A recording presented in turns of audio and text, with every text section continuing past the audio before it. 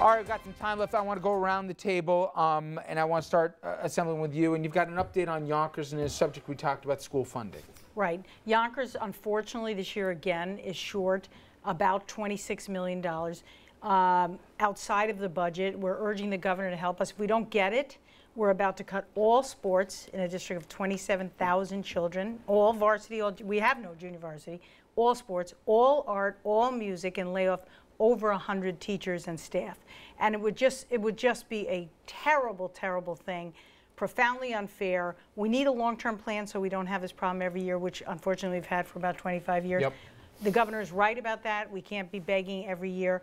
That being said, we really cannot afford to do this to our children. And I spent the day in some great schools in Yonkers. We are making progress. This is live or die for the Yonkers, city of Yonkers also, not the Yonkers. I know you've been working overtime on it, knock on wood for Yonkers. And Phil, Mount Vernon. Mount Vernon, my kind of town. Ernie Davis has got more lives than I don't know who. He does. I said that. He has 9 lives, at least, maybe more. And Ernie is still going strong, or this could be his last hurrah. We don't know. But he's gone through hell and high water, I would say, over the last few years. He was a 3-term mayor, and then he lost in 2007 as a he's a Democrat in a heavily Democratic town. And then won re-election, or he ran again against, county legislator Clinton Young. I'm sorry, I had a brain freeze. Clinton Young beat him by a slim margin in 2011. All while Ernie Davis was under federal investigation, another pre-Barrara special. Yep. This was going on forever. They were subpoenaing documents and stuff and all kinds of things, and finally came down to he's pleaded guilty to misdemeanor charges of tax evasion, essentially. Basically cut a deal, got a 2-year probation sentence, $10,000 fine.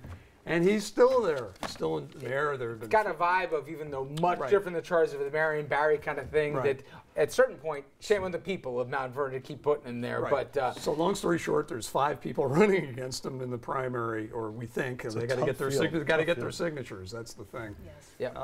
And so anyway, there you go.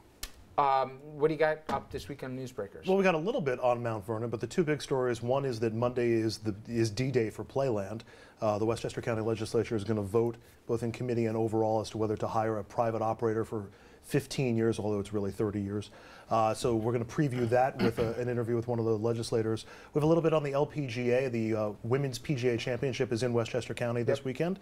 And so we're talking with the communications director for the LPGA. And more tension on religious lines in Rockland County, this time over an ad in the sheriff's race. Really? So Fios 1, Hudson Valley, all weekend long. I know you'll be watching. Yes. Mr. Carter.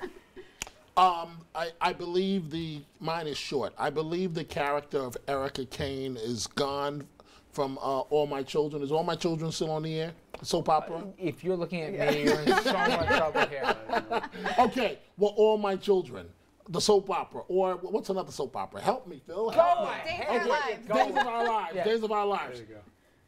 Substitute Cuomo and de Blasio, Days of Our Lives. Because guess what, Mr. Mayor? As soon as the governor is done in the tunnels at Dannemora, right? As soon as he's done with Dannemora, Mr. Cuomo's turning back to his battle with you, Mr. Mayor. So I'm watching All My Children.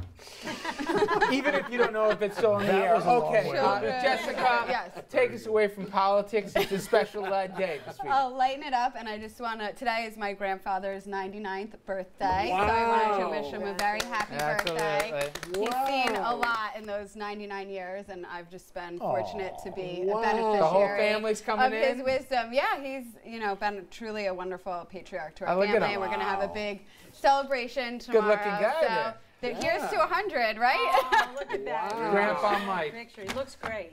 Wow. Congratulations. Take care of him. All right, everyone, thank you all very much. Thank you, Richard. Have a great weekend. I am going to be back on the other side of the break with some headlines for you. Stay with us.